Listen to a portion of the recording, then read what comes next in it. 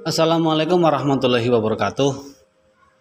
Halo anak-anak kelas 6, bagaimana kabarnya hari ini? Alhamdulillah, hari ini anak-anak masih diberi kesehatan, masih diberi semangat dan luar biasa sekali. Dalam pembelajaran di video ini, kita akan belajar di tema 1, subtema 1, muatan pelajaran ilmu pengetahuan alam tentang perkembangbiakan tumbuhan. Marilah kita mulai pembelajarannya. Secara umum, perkembangbiakan tumbuhan dibagi menjadi dua, yaitu generatif atau kawin dan vegetatif atau tidak kawin. Mari kita pelajari cara perkembangbiakan tumbuhan sebagai berikut.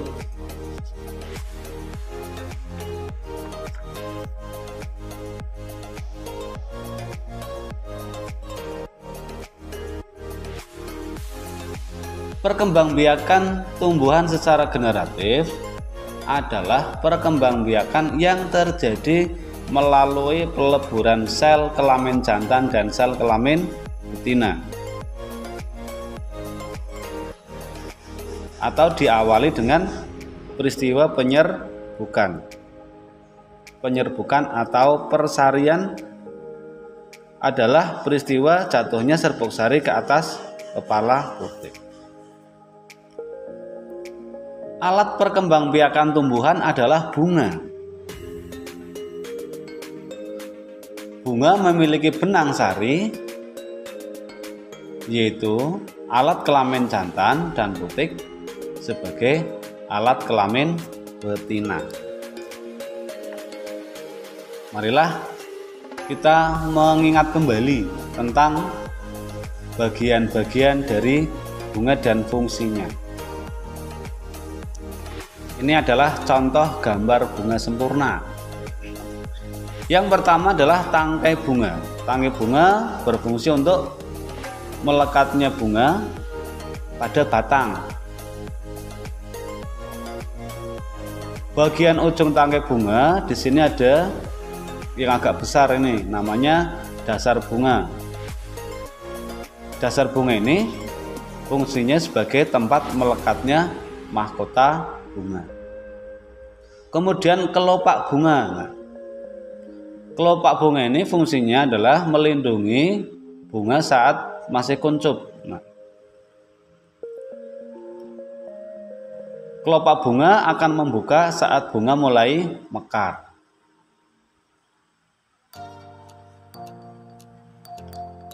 Kemudian mahkota bunga.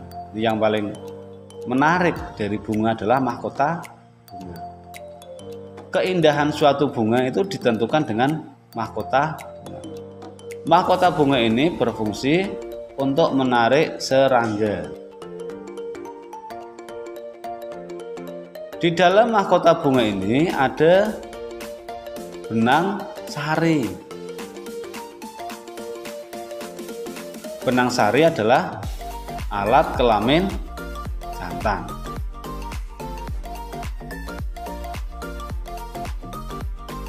Nah, benang sari terdiri dari tangkai sari dan kepala sari. Di dalam kepala sari terdapat serbuk sari. Kemudian putik. Putik adalah alat kelamin betina. Putik terdiri dari tangkai putik dan kepala putik.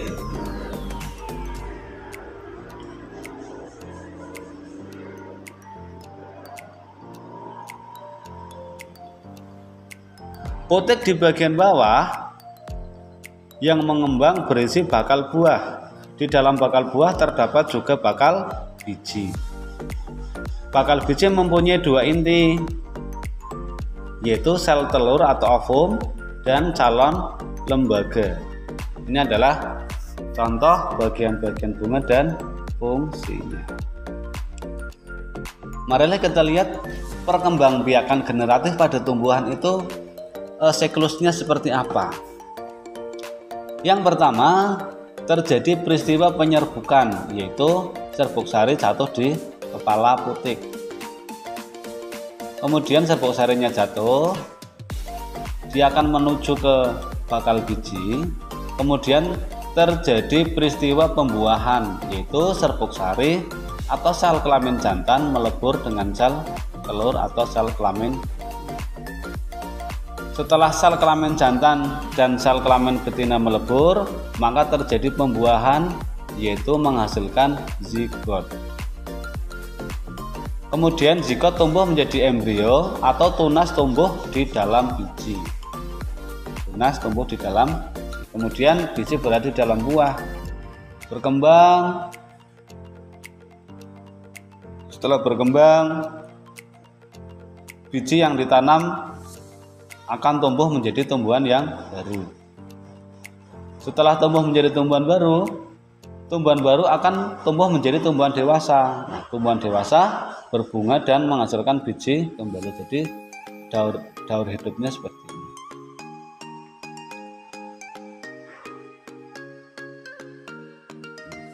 Macam-macam penyerbukan. Penyerbukan itu terdiri dari penyerbukan sendiri, penyerbukan tetangga, penyerbukan silang, penyerbukan baster. Penyerbukan sendiri terjadi saat serbuk sari jatuh di kepala putik pada bunga yang sama.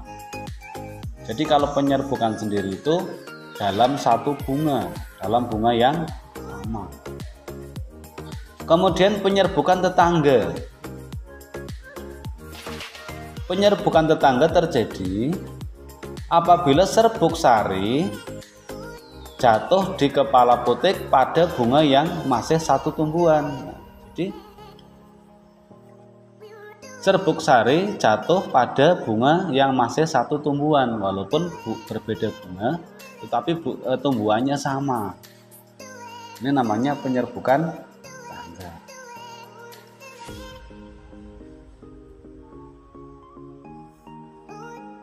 Kemudian penyerbukan silang. Penyerbukan silang terjadi apabila serbuk sari jatuh di kepala putik pada bunga lain yang sejenis tetapi berbeda tumbuhan. Jadi pada bunga lain tetapi bunganya masih sejenis tetapi berbeda tumbuhan. Tumbuhannya sudah berbeda ya. Tidak satu tumbuhan lagi, sudah berbeda tumbuhan. Misalnya bunga di pot A dan bunga di pot B tetapi masih satu jenis. Kemudian penyerbukan baster. Apabila serbuk sari jatuh di kepala putik pada bunga yang berasal dari tumbuhan yang berbeda varietas. Jadi bunganya berbeda, tumbuhannya berbeda. Ini terjadilah misalnya terjadi penyerbukan seperti ini. Itu namanya penyerbukan baster, yaitu yang berbeda varietas.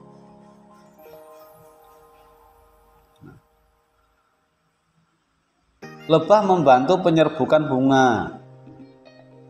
Ayo sebutkan hewan-hewan yang membantu penyerbukan bunga. Ada anak-anak yang tahu? Nah, nanti anak-anak mencari ya, kira-kira selain lebah apa yang bisa atau dapat membantu penyerbukan. Mari kita lanjutkan. Yang berikutnya adalah perkembangbiakan tumbuhan secara vegetatif. Perkembangbiakan tumbuhan secara vegetatif terjadi tanpa adanya peleburan antara sel kelamin jantan dan sel kelamin betina atau tidak melalui perkawinan. Tujuannya untuk menghasilkan tumbuhan baru atau tumbuhan dengan sifat baru. Perkembangbiakan vegetatif dapat terjadi secara alami maupun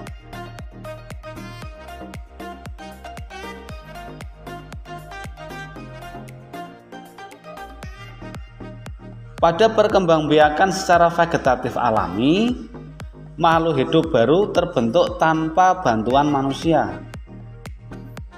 Pada perkembangbiakan secara vegetatif buatan, makhluk hidup baru terbentuk dengan bantuan manusia.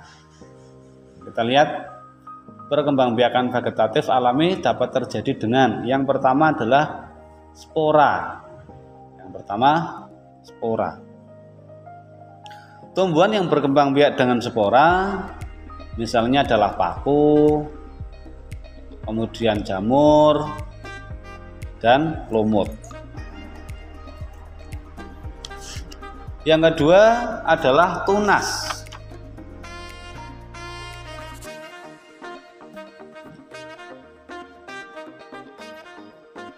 Yaitu terjadi pada misalnya pohon pisang. Ini tunasnya akan muncul ya, atau anakan gitu.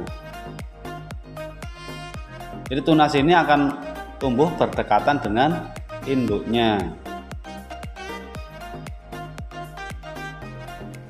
Kemudian bambu, tebu ya, ini contoh tumbuhan yang berkembang biak dengan tunas. Yang ketiga akar tinggal atau rizoma. Akar tinggal atau rizoma merupakan batang yang tertanam dan tumbuh di dalam tanah.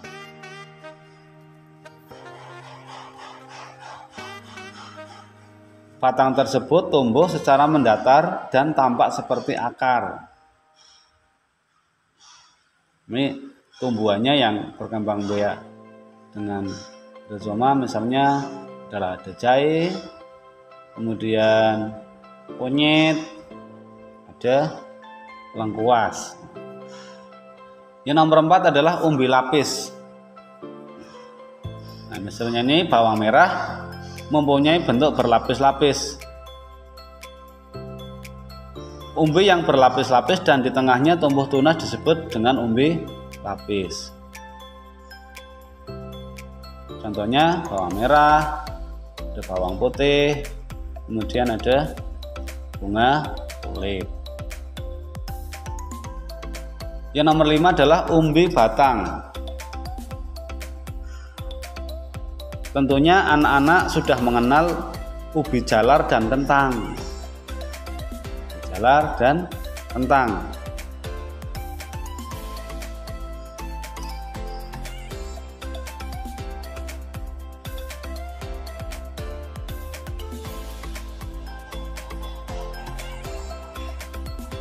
Umbi pada ubi jalar dan kentang sesungguhnya adalah batang yang tumbuh ke dalam tanah. Ujung batang tersebut mengembung membentuk umbi untuk menyimpan cadangan makanan, terutama zat tepung. Jenis umbi ini disebut umbi batang. Contohnya tadi ubi jalar, kentang, ada lagi gadung ya. Yang nomor 6 adalah geragih atau stolon.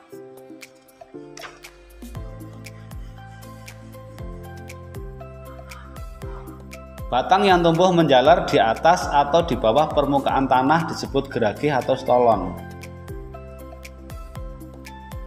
Tunas pada buku-buku batang dapat tumbuh menjadi tumbuhan baru. Contohnya tumbuhannya adalah stroberi, kemudian ada sukateki atau rumput teki, dan ada semanggi. Ini yang berkembang biak dengan cara geragih atau stolon. Yang nomor 7 adalah tunas adventif. Tunas adventif adalah tunas yang tumbuh bukan dari ujung batang atau ketiak daun. Contoh tumbuhan yang berkembang biak dengan tunas adventif adalah kocor bebek. Ini yang berikutnya adalah perkembangbiakan vegetatif buatan. Dapat terjadi dengan buatan itu berarti adanya campur tangan manusia. Yang pertama adalah cangkok, yang kedua setek batang, yang ketiga setek daun, yang keempat merunduk, yang kelima tempel atau okulasi, dan yang keenam menyambung. Perkembangbiakan tumbuhan secara vegetatif dan generatif tentunya memiliki kelebihan dan kekurangannya masing-masing. Marilah kita lihat. Kelebihan dan kekurangan pembiakan secara generatif dapat dijabarkan sebagai berikut. Kelebihannya apa? Yang pertama, tanaman bisa diperoleh dengan mudah dan cepat. Yang B, tanaman yang dihasilkan memiliki perakaran yang kuat karena tanaman yang dihasilkan dari biji memiliki akar yang kuat, terutama tanaman keras. Yang C, memiliki keragaman genetik yang digunakan untuk pemulihan tanaman. Yang D, tahan penyakit yang berasal dari tanah. Yang E, varietas-varietas baru dapat dengan mudah diperoleh dengan jalan menyilang. Ini kelebihan dari perkembangbiakan secara generatif. Apa kekurangannya? Kekurangannya yang pertama adalah tanaman baru yang dihasilkan belum tentu memiliki sifat yang sama seperti induknya. Misalnya kamu makan buah jeruk, rasanya manis, kemudian bijinya ditanam. Nah, pada saat ditanam, tumbuh, berbuah, kamu makan bijinya, kamu makan buahnya belum tentu rasanya manis. Jadi sifatnya belum tentu sama dengan induknya. Varietas baru yang muncul belum tentu baik ya. Tadi seperti tadi yang jeruknya malah rasanya asam gitu ya. Waktu berbuah lebih lama sampai bertahun-tahun ya. Kualitas tanaman baru akan diketahui ketika tanaman telah berbuah. Jadi baru mengetahui kualitasnya setelah tanaman itu berbuah. Ini berubah. Kemudian kelebihan perbanyakan tanaman dengan cara vegetatif. Dengan cara vegetatif kelebihannya apa? Yang pertama, masa muda tanaman relatif pendek. Tanaman lebih cepat berproduksi. Jika induknya berbuah, otomatis ikut berbuah. Dapat diterapkan pada tanaman yang tidak menghasilkan biji, misalnya di cangkok, stek gitu. Sifat-sifat yang lebih baik pada induknya dapat diturunkan, jadi sifatnya sama. Misalnya ada mangga rasanya manis, buahnya besar, terus dicangkok, di stek, maka nanti keturunannya juga sifatnya sama. Dapat tumbuh pada tanah yang memiliki lapisan tanah dangkal karena memiliki sistem perakaran yang akarnya. Kekurangannya apa? Kelemahan perbanyakan tanaman dengan cara vegetatif antara lain, sistem perakaran kurang kuat karena tidak memiliki akar tunggang. Jadi misalnya dicangkok, kalau kita mencangkok otomatis tanamannya itu tidak memiliki akar tunggang ya, beda dengan yang biji. Mewarisi sifat jelek induknya di samping sifat baik induknya, jadi sifat jeleknya juga akan diwariskan. Biaya pengadaan bibit mahal, waktu yang dibutuhkan relatif lama, jumlah yang besar yang berasal dari satu pohon, jadi susah. Kalau misalnya tanam pohonnya sering dicangkok, maka pohon itu juga akan. Nah, demikian untuk pembelajaran di kali ini, mudah-mudahan bermanfaat. Jangan lupa anak-anak untuk mengerjakan soal-soal berikut di buku tugas masing-masing. Setelah selesai nanti diberikan ke gurumu masing-masing. Sekian, wassalamualaikum warahmatullahi wabarakatuh.